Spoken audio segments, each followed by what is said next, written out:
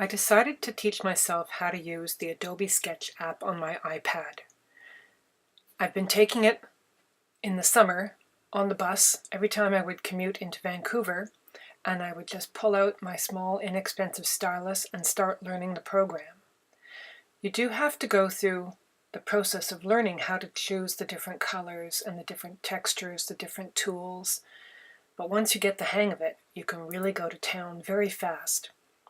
It's like having a full art studio in your pocket and no need to worry about wet paint, etc. You can play with different effects, like here I'm playing with watercolor effect. You can really see the bleed as if it was real watercolor on the paper, and then here I appear to be going over it with a pastel effect or markers. You choose the opacity and colors and intensity of each item as you go along.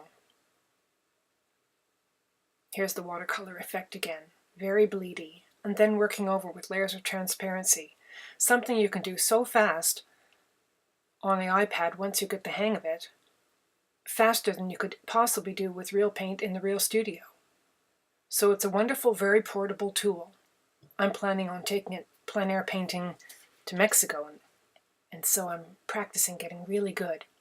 The great thing about painting and sketching on an iPad with any app, and here I'm using Adobe Sketch, is that you can take an iPad almost anywhere.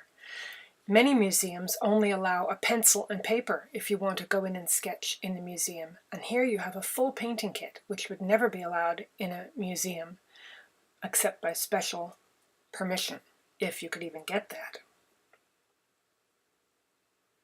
I did try out different styluses. I tried out the Apple stylus, but it's slightly different than an inexpensive stylus, but really it's not worth the extra effort because it always has to be charged, and if it goes out of charge, you're kind of hooped.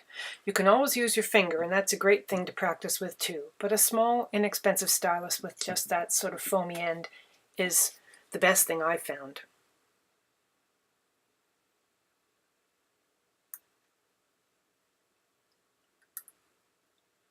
I really try to approach each painting and drawing as I would be approaching the subject if I was really painting it.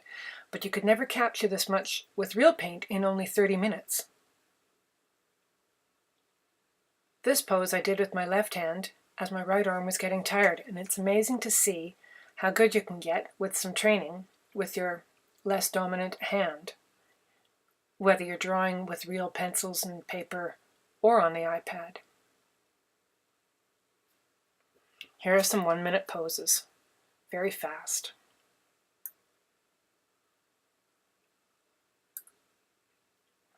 So I really encourage you to download the Adobe Sketch app, which is free download, and practice with it.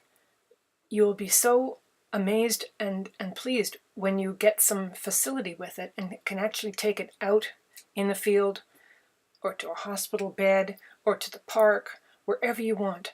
You can also import photographs and work over them in different layers, but this is all drawing on one layer directly from direct observation, which is the true form of life drawing. Direct observation, never working from photographs, only working in the time given, and never going back and reworking things. Whether you're drawing a human form or landscape, it's all about seeing and learning to see, and life drawing really trains you to see. Even if you're not interested in the naked human body, if you can draw it, you can draw anything. Find a life drawing class near you, there's probably one going on, and get yourself learning to see and learning to draw. It will really open up your brain. And it's something you can do with the kids. Not necessarily nude life drawing, but something else. Teach them how to use it and draw with it. It's such a wonderful tool. I hope you enjoyed this video, and go and get your own app on your iPad and go to town and learn it. It just takes some practice. Good luck!